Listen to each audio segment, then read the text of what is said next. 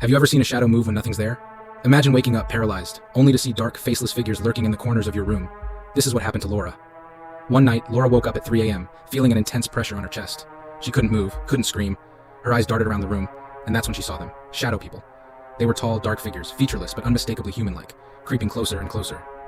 Laura tried to convince herself it was just a nightmare, but the figures were too real.